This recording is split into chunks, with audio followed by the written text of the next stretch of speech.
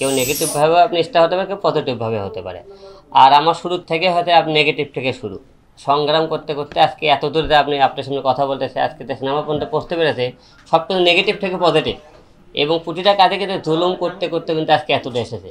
হয়তো জীবনে কোনো প্রডিউসার হয়তো ভালো দিকে আমার থেকে তাকায় নেই, তাছাড়া দেখেন আমি এই অল্প সময়ে যে নামটা একটা অর্জন করেছি, আপনি যে আমাকে ধর্মকে কেউ যদি ভালোভাবে কোনো প্রেজেন্ট করতো ভালো রকম যে কোনো বিষয়, হ্যাঁ, আমার মনে করে কথা বলার সাইজ, আমার গেট আপের সাইজ, আমার মনে করে লুকিংয়ের সাইজ, এইরকম করে আমাকে কোনো প্রডিউসার ভালো রকমকে আপনি প্রেজেন্ট করতো, অবশ্যই হিরো আলমের একটা জায়গায় চলে যেত আজকে।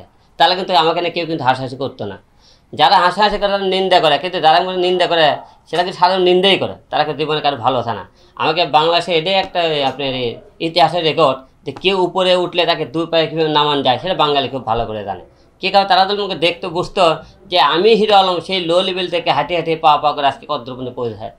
আমাদের কেউ পিছনটা কেউ ঘাটে দেখতো তাহলে কিন্তু কেউ আমাকে নিয়ে হাসাহাসি করতো না। তা যারা কে কী বললো করলো বা কে কী বললো এসব দিলে আমরা ভাবতাম, তারা কিন্তু আজকে এত আসতে পারলাম না।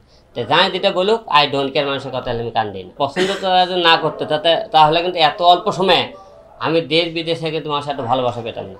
তো অবশ্যই তারা পছন্দ করে এবং যারা মনে করি তাদের ভালোবাসা তখন আমি তাদের কাছে যাই দেখি ভালোবাসা তখন পাই, পাওয়ার পরে বুকটা তখন ভরে দেয়, তাই অবশ্যই হাসি হাসির কথা আমি ভুলে দেয় অল টাইমে। তো মানুষ আমাকে কী করলো না করলো, তারা তো আমাকে ভালোবাসে, ভালো না বাসলে আমি তো তারা কাছে থাকতো না। দেখুন মানুষের এটাকে আমরা মানুষের গেট আপ মেকআপ চেঞ্জ করতে পারে। তো আমি তো এর আগে যে মুভিটা করেছি এটা একটা আলাদা লুকিং ছিল, দ্বিতীয় মুভিটার জন্য একটু গেট আপ চেঞ্জ করেছিলাম যে আনকমন গেট আপে কীরকম আসা যায়।